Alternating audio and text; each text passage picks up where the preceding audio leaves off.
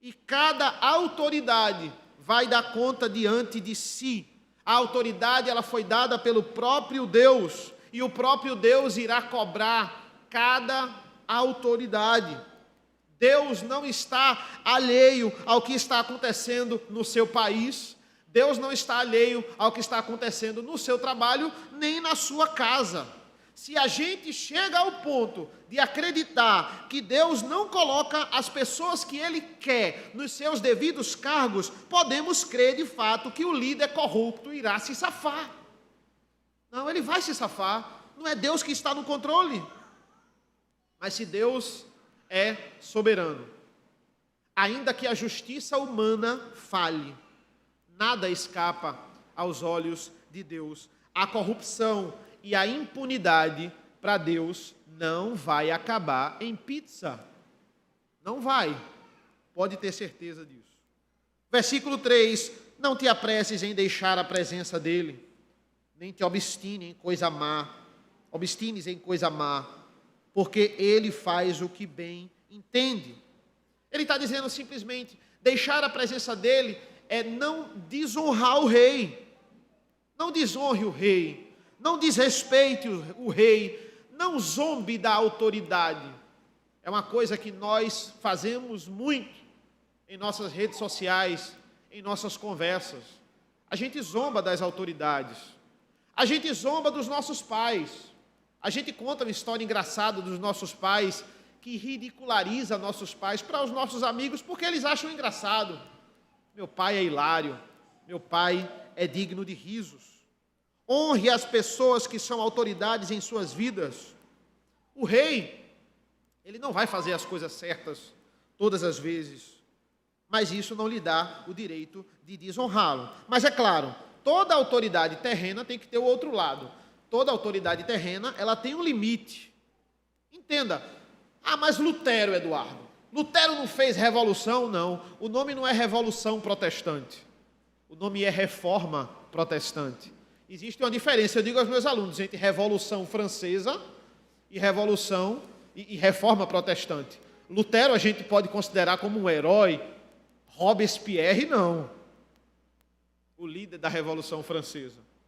Entenda, Lutero não queria acabar com a Igreja Católica, Lutero não queria dividir a Igreja Católica, Lutero ele queria que a Igreja Católica e as autoridades da Igreja Católica se submetessem à maior autoridade. Ele queria que as autoridades menores, os bispos, o Papa, se submetessem à maior autoridade, que é a palavra de Deus, e é justamente isso que ele vai confrontar. Ele está dizendo, olha gente, eu descobri aqui que a gente não está obedecendo a palavra de Deus. E a autoridade vai dizer, eu sei, mas a gente vai continuar não obedecendo.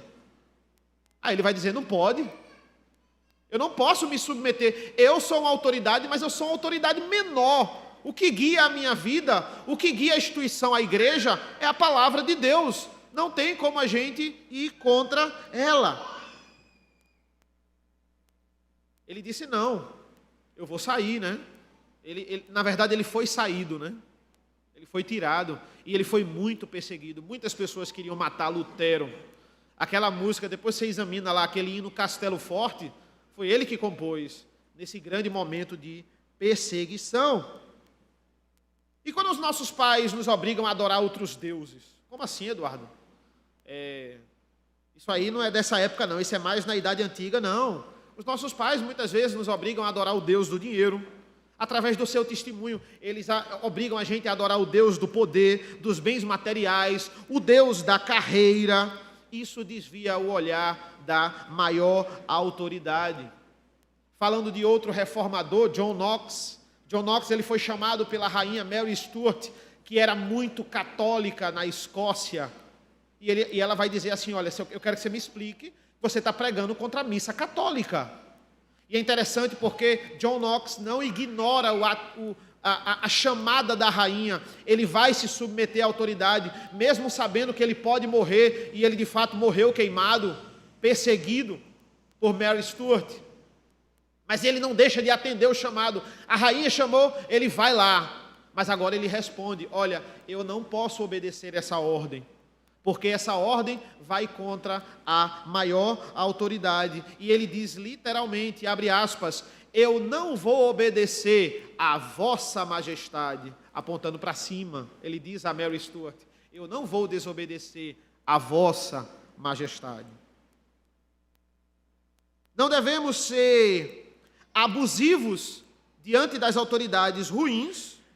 Paulo, ele vai recomendar a gente jamais pagar o mal com o mal. A autoridade nos fez o mal, devolva com o bem. Isso é muito difícil. O pastor lhe deu uma bronca, porque você está faltando à igreja. Não risque o carro do pastor. É caro, ele vai ter que pintar de novo. Chame o pastor para conversar. Chame ele para um almoço, né?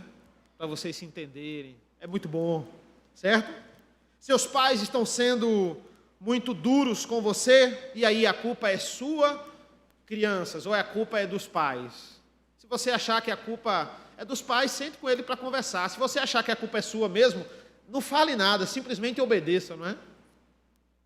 Uma autoridade agiu de forma abusiva com você, mulheres.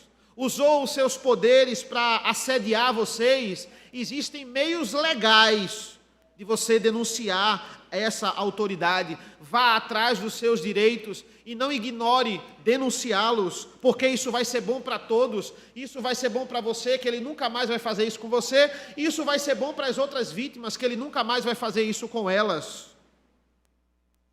Existem coisas, e aqui Salomão ele vai destrinchando, existem coisas que nem as autoridades controlam. A gente viu que a vingança, pagar o mal com o mal, pagar o mal que a autoridade faz com o mal, não compensa. Mas Salomão vai nos lembrando aqui quem tem o maior poder. Veja o versículo 7. Porque ele está falando do rei. Porque este não sabe o que há de suceder e como há de ser, ninguém há que lhe declare. Versículo 8, não há nenhum homem que tenha domínio sobre o vento para o reter, nem tampouco tem ele poder sobre o dia da morte, nem há tréguas nesta peleja, nem tampouco a perversidade livrará aquele que a ela se entrega. Podemos ter o maior poder, podemos ser o dono da maior empresa do mundo, podemos ter os bens materiais mais caros do mundo, mas não podemos controlar o futuro. Podemos conjecturá-lo, mas a gente não pode dizer, vai acontecer isso aqui daqui a 5 minutos. Nós não temos esse poder. Jamais vamos ter domínio sobre o vento. Se chover, vai chover. Nós não podemos impedir isso. Você não tem o poder sobre a sua vida. Isso cabe à autoridade maior. Isso é de uma jurisdição maior. Entenda, nesse país, a gente não tem noção do que é sofrer por Cristo. A gente sofre uma perseguição ali, são vislumbres de perseguição, num debate, numa conversa, mas nada que vá de fato ameaçar a sua vida, como o Império Romano na época de Nero, ou ali no contexto da Reforma Protestante com Lutero. A gente não tem essa noção. Pessoas querendo dizer como é que a gente deve cuidar dos nossos filhos, não pode bater, se bater vai errado. Mantenha-se firme. Pense em Jesus. Pense em Jesus no meio de tudo isso. Aquele que tem toda a autoridade. Ele se fez carne, se humilhou, nunca agiu de forma desrespeitosa para com seus pais, nunca fez birra. Eu vou dormir a hora que eu quiser. Eu sou o dono do universo. Eu sou o dono do universo. Eu vou dormir a hora que eu quero. Jesus nunca fez isso. Ele experimentou, mais do que todos nós, o que foi viver debaixo de autoridades abusivas. Ele obedeceu às autoridades e os abusos dessas autoridades. Se nós não respeitamos a autoridade de Deus, se a maior autoridade desse universo para nós é chata e a gente não consegue obedecê-lo, não vamos respeitar nenhuma autoridade. A única forma de viver com esse abuso de autoridade que o mundo debaixo do sol nos proporciona é viver reconhecendo a maior autoridade. Sabedoria bíblica é útil para a nossa vida. teoria e prática. Ela te ensina a como viver nesse mundo caído. Nós podemos perder tudo, mas nada é melhor do que sermos achados por Deus. Essa é a garantia de Jesus. Ele é a nossa maior autoridade. E isso é maravilhoso porque ele jamais oscila de humor. Ele jamais é inconstante. Nós podemos confiar em Jesus até com todas as nossas forças, em toda a nossa vida. E quando olhamos para a situação desse país, quando olhamos para a situação do nosso estado, com leis que eles vão impor para nós, dói, machuca, incomoda, não é fácil. Parece que esse país não vai mais andar, parece que não tem mais jeito. A gente perde a esperança, a gente perde a fé. E aí vem a desconfiança. E nós somos essa montanha-russa de reações. Uma hora nada nos abala, basta vir algum imprevisto. Está tudo certo, basta alguém bater no meu carro. E aí o velho homem volta com tudo. Olha o versículo 10. Assim também vi os perversos receberem sepultura e entrarem no repouso, ao passo que os que frequentavam o lugar santo foram esquecidos na cidade onde fizeram o bem. Também isto é vaidade. Vimos que existe uma sabedoria que nos ajuda a viver perante as autoridades, mas agora Salomão começa a ir mais fundo nesse raciocínio. Ele vai dizer, e quanto à sabedoria bíblica que nos prepara perante as injustiças da vida? Injustiça é algo que nos persegue. Entenda, a maldade ela sempre se supera. Você acha que já viu de tudo no noticiário, você acha que já viu de tudo na internet, já ouviu as histórias mais absurdas, mas olha lá, essa semana você se depara com um crime, você se depara com um sistema de falcatrua, de corrupção inovador. Você diz, caramba, o ser humano, ele está se superando, né? Tem um meme aí, o brasileiro tem que ir para a NASA, não é?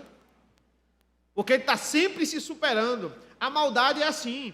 A maldade nesse mundo, ela sempre se supera. Não subestime a maldade. Não ache que você já viu de tudo. Você sempre vai ouvir, ver, presenciar nesse mundo debaixo do sol coisa pior. Maldade é um vício. O perverso, Salomão está dizendo aqui, ele está sendo lembrado. E o justo, ele está sendo esquecido. Como é isso? Olha o versículo 14. Versículo 14. Ainda há outra vaidade sobre a terra, justos a quem sucede segundo as obras dos perversos, e perversos a quem sucede segundo as obras dos justos.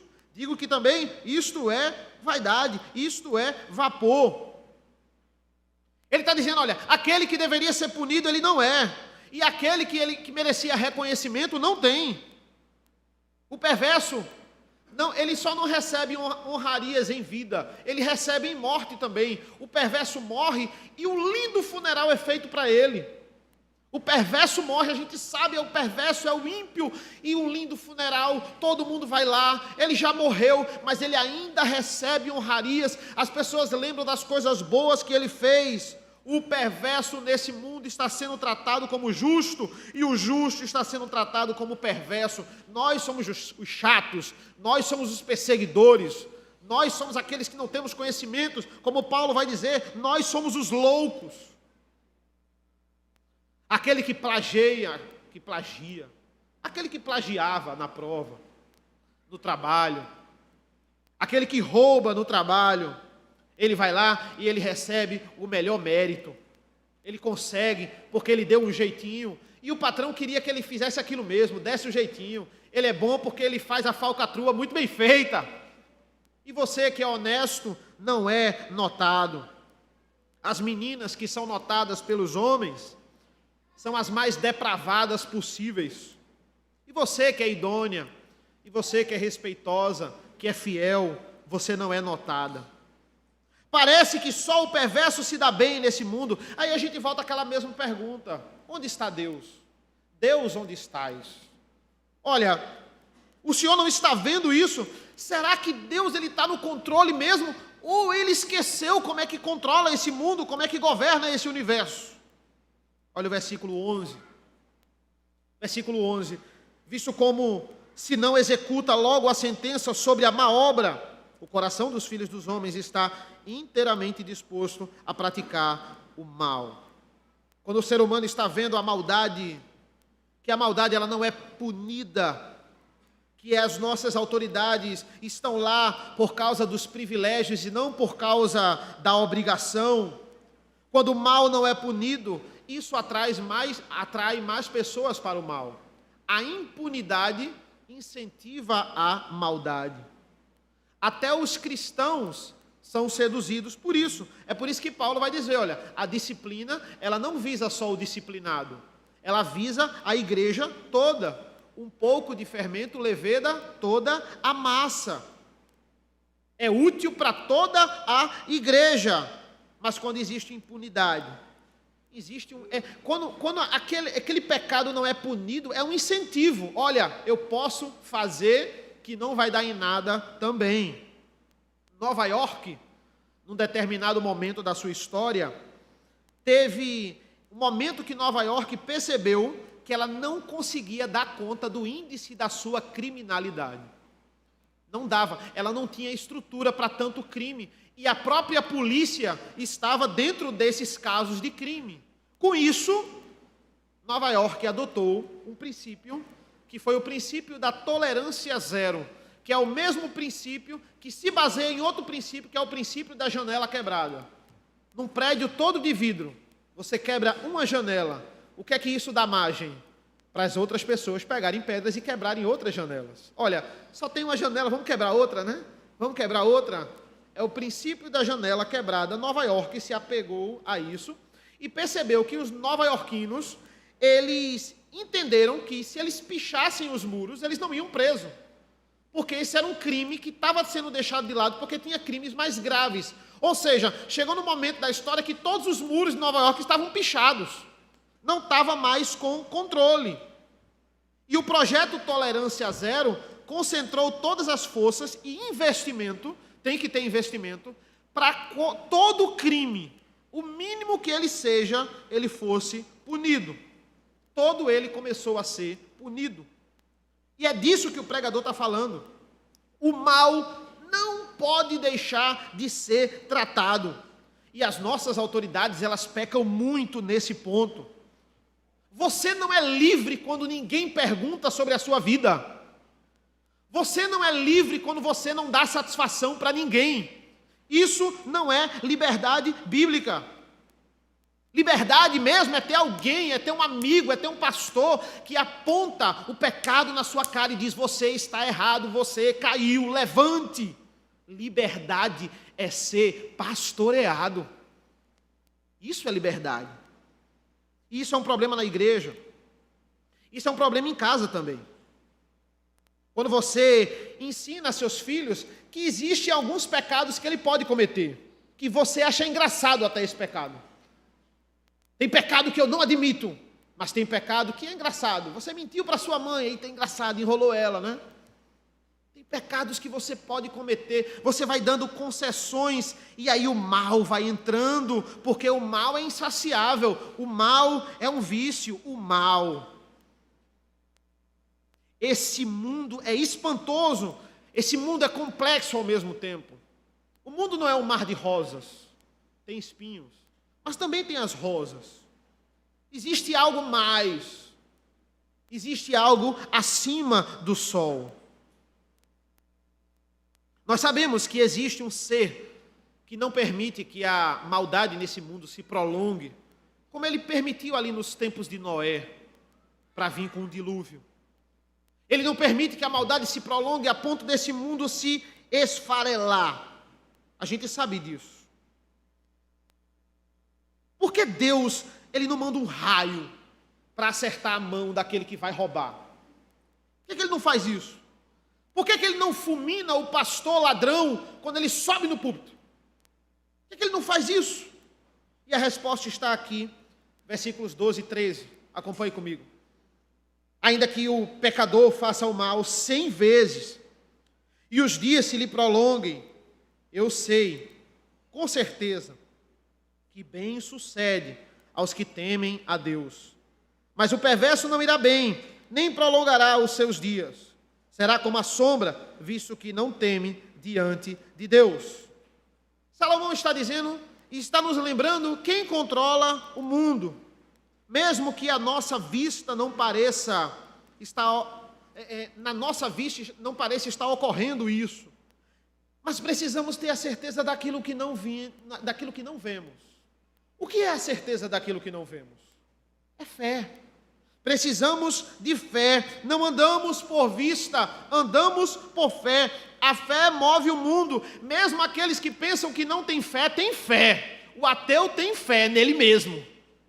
Somos seres religiosos. Todos nós temos fé em alguma coisa. O problema é onde nós depositamos a nossa fé. Quem garante a você que meu nome é Eduardo? Quem garante a você? Por que você acha que o meu nome é Eduardo? Você viu minha identidade? Você viu minha certidão de nascimento? Por que meu nome é Eduardo? Meu nome é Eduardo Montarroios. É Eduardo Montarroios? Só. Nome completo, Eduardo Montarroios. A maioria acha que é. Não, meu nome é Eduardo Fernando Montarroios. Fernando é o nome do meu pai. Só que eu tenho vergonha disso? Não, é porque todo mundo me conhece por Eduardo Montarroios. Mas você tem fé que meu nome é Eduardo, porque você tem fé que eu estou dizendo quem eu digo que eu sou. Pastor sabe que meu nome é Eduardo, eu já vi minha identidade, eu já dei entrada lá para ser ordenado. Mas a gente tem que ter fé, a vida é movida por fé. Agora, muito pior, e se eu for um impostor? E se eu sequestrei o verdadeiro Eduardo, e agora eu vivo a vida dele? E esse sermão aqui, não fui eu que escrevi, foi Eduardo, num calabouço. Eu estou mantendo ele vivo, afinal quem fez teologia foi ele, não fui eu. E Isabel não é filha dele, é minha filha. Eduardo nunca foi pai, nem nunca será. Ficou assustado? Mariana ficou assustada. Calma, Mariana, sou eu mesmo. É impossível no seu. É impossível no seu, né, Mariana? É impossível. Mas é claro que não. Você tem fé no meu testemunho. O testemunho de pessoas confiáveis que diz que eu sou quem eu digo que eu sou. Temos que ter fé nas coisas. O fato é o que eu falei. Onde você deposita a sua fé? Salomão está dizendo, olha, mesmo que os teus olhos vejam o perverso vencendo e a autoridade corrupta roubando e triunfando, Deus está dizendo que eles não vencerão. Você precisa parar de andar pela vista. Você tem que começar a andar pela fé. Deus está dizendo, eu sou o testemunho mais confiável de todos. Nenhum mal será impune, porque Deus é justo e a tolerância para Ele é igual a Nova York lá, é zero. A única maneira de viver de forma sadia é treinando a sua vida com fé em Deus. É treinar a crer nas promessas de Deus, ainda que o seu coração traiçoeiro não confie nele, diga o contrário. Nossa visão, ela é limitada. Eu não tenho visão plena de espaço. Eu estou pregando aqui para vocês, vocês estão ouvindo, mas eu não sei o que está acontecendo nas outras igrejas presbiterianas. Eu não sei o que os pastores estão pregando. Eu não tenho essa noção. Deus, Ele é onipresente, Ele tem essa noção. Eu não tenho noção de tempo. Eu não tenho poder para dizer o que vai acontecer 10 minutos depois aqui. Eu posso conjecturar, eu tenho uma prévia, mas eu não tenho a certeza, eu não tenho o poder. Deus está dizendo, eu sei o futuro, eu decretei o futuro, e eu estou dizendo o futuro. O perverso não ganha. O perverso não ganha. Os seus olhos estão lhe enganando. Não confie nos seus olhos, não confie no que você vê. Isso é fé. Isso é fé. Por que Deus não pune o mal de uma vez por todas? Porque Ele é paciente. porque ele é longânimo. Até você, até eu, até a gente se beneficia da longanimidade de Deus. Quantas vezes Deus nos dá tempo de enxergar o nosso pecado? Quantas vezes a gente cai e Ele nos levanta? Uma das frases mais erradas nesse mundo aqui é: aqui se faz, aqui se paga. Não. Cristo pagou todos os nossos pecados aqui na cruz do Calvário, mas o ímpio não vai pagar aqui. Ele vai pagar na eternidade. Quando você achar que Deus é injusto, olhe para o maior símbolo de justiça. Por isso que ele está aqui atrás de mim. É a cruz do Calvário. Justiça e misericórdia é o símbolo da cruz do Calvário. Olhe também para o arco-íris. O arco-íris não é símbolo de LGBTQI+, não é uma mera, não um mero fenômeno meteorológico, não. O arco-íris é: Deus puniu o mundo com água. O arco-íris é: Deus nunca mais vai punir o mundo com água. Justiça e misericórdia. É Deus literalmente pendurando o seu arco e dizendo: eu vou agir com misericórdia. E por que a cruz do Calvário é maior que o arco-íris? Porque foi ali que, de uma vez por todas, Deus puniu o pecado dos seus filhos. O arco-íris jamais livrou Noé do inferno. O que livrou Noé, o que nos livra, é a cruz do Calvário. Para a gente concluir, irmãos, vamos abrir, eu queria que os irmãos abrissem junto comigo, no Salmo 73, por favor. Salmo escrito por Asaf. Salmo 73, a partir do versículo 3. Fala muito sobre o que estamos falando nos dias de hoje.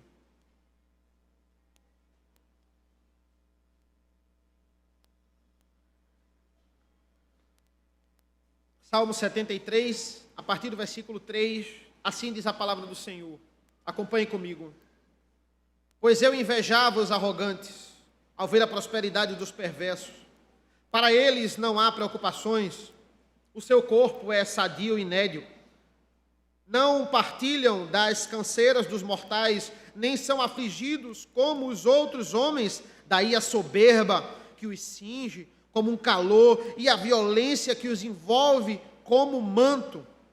Mas olha como Asaf muda a direção dele no versículo 16 e 17, do mesmo Salmo. Salmo 73, 16 e 17. Ele fala de como o ímpio ele faz as coisas desse mundo e prospera, mas no 16, em só refletir para compreender isso, achei muito pesado tarefa para mim. Até que eu entrei no santuário de Deus, e atinei com o fim deles. Agora volte lá para Eclesiastes. Olha o que é que Salomão está dizendo. Olha o que é que Asaf está dizendo.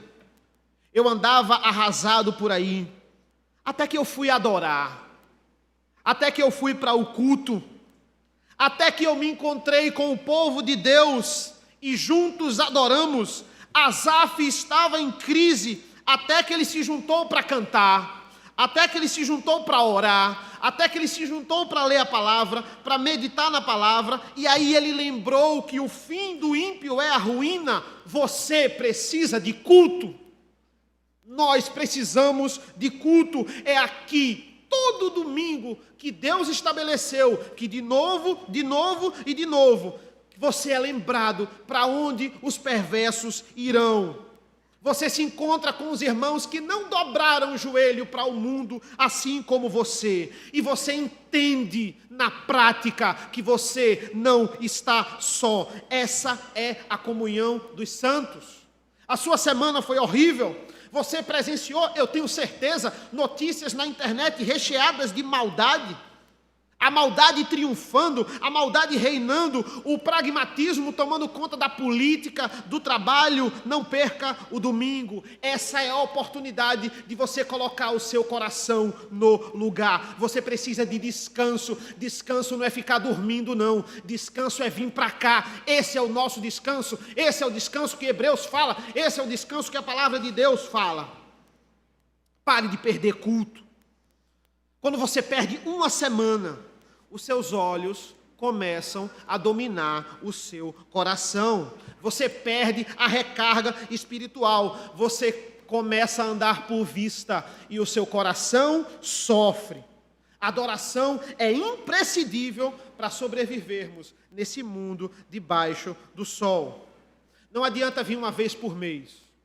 Não adianta vir em data comemorativa. Culto não é salão de festa, que você vem só naquele momento ali, porque o coral vai cantar, eu só vou quando o coral vai cantar, eu só vou quando a SAF prepara o café da manhã dos pais, das mães. É delicioso, nada contra, mas não só venha nesses dias, não. Somos igual a um diabético. Igual a um diabético. Adianta, reverendo, injetar 5 litros de insulina no dia 1º de janeiro e aí o ano fica tranquilo? Não adianta. Se ele fizer isso, ele vai morrer. Não adianta. É o quê? São doses pequenas. São doses constantes. São doses ordinárias daquele remédio, daquele tratamento. Somos nós. Deus estabeleceu uma semana com 7 dias e aquele dia de descanso de propósito. Precisamos dessa regularidade. E o perverso terá o que merece, Deus nos lembra. Mas o que é que a gente faz enquanto esse dia não chega? E aí eu termino com o versículo 15. Versículo 15, assim vai dizer a palavra do Senhor, Eclesiastes 8. Então exaltei eu a alegria, porquanto para o homem nenhuma coisa há melhor debaixo do sol do que comer, beber e alegrar-se, pois isso o acompanhará no seu trabalho nos dias da vida que Deus lhe dá debaixo do sol. O sistema desse mundo é quebrado, existe a tentação de jogar tudo para o alto. Olha, não tem justiça mesmo? Eu sou fiel, eu sou programado, eu sou comprometido, e as pessoas que fazem tudo ao contrário, elas se dão bem? E agora? Por que continuar? Para que continuar? Deus está dizendo, calma, viva um dia de cada vez, esse é o segredo. Olhe com os olhos no julgamento final, mas aproveite cada dia que Deus lhe dá. É hipocrisia eu dizer que Deus não me dá momentos felizes. É hipocrisia dizer que Deus não me dá tesouros nessa terra. Minha família é um tesouro. Olhar para minha filha hoje, brincar com ela, criar ela, minha esposa, é um tesouro. É uma bênção. É hipocrisia eu dizer que esse mundo é só espinhos. Não, tem rosas nesse mundo também. E Deus, Ele manda aproveitar isso, mas da forma correta. Aproveite isso, podemos beber, podemos comer, podemos nos alegrar, aqui mesmo, debaixo do sol, mas com a motivação certa, rendendo glórias a Deus. Tem sofrimento? Sim. Tem autoridades tolas? Sim. Tem injustiça? Sim. Mas tem verdadeira alegria nesse mundo. Alegrai-vos. Novamente vos digo, alegrai-vos. Quem disse isso estava num calabouço. Foi o apóstolo Paulo. Alegrai-vos, se ele pode se alegrar, você e eu, nós podemos. Cristo já tratou toda a nossa maldade na cruz. Você pode desfrutar desse mundo da maneira certa. Viva um dia de cada vez, viva uma semana de cada vez, e não esqueça de recarregar a sua energia espiritual, adorando ao Senhor na comunhão do domingo. Deus está guiando a sua vida. Você está no banco de trás desse carro que dirige a sua vida. Você não é o motorista. Você não dirige a sua vida. E Ele está atento. Ele sabe o final da jornada. Ele criou o final da jornada. Ele construiu um lugar para todos nós. Pare de ficar preocupado com quem está dirigindo, com medo se ele vai bater o carro ou não. Sente, relaxe. Curta a viagem. A chegada é certa, a vitória é certa. Amém, irmãos? Vamos orar ao Senhor. Senhor nosso Deus, nosso Pai, nós te agradecemos pelo livro de Eclesiastes. Nós te agradecemos porque nesse momento da história Salomão escreveu essas palavras inspiradas pelo Espírito Santo e nós podemos colocar em prática, só nós, só com a Bíblia Sagrada, só com a autoridade maior, podemos colocar em prática isso em nossas vidas. Esteja conosco, nos abençoa. Obrigado pelo privilégio de daqui a pouco nós termos uma escola dominical. Obrigado pelo privilégio, porque de 5 horas nós podemos ouvir mais da Tua palavra, beber do Teu Evangelho e principalmente Te adorar, entregar um culto a Ti em espírito e em verdade. É isso que nós pedimos e agradecemos em nome do Teu Filho amado Jesus. Amém.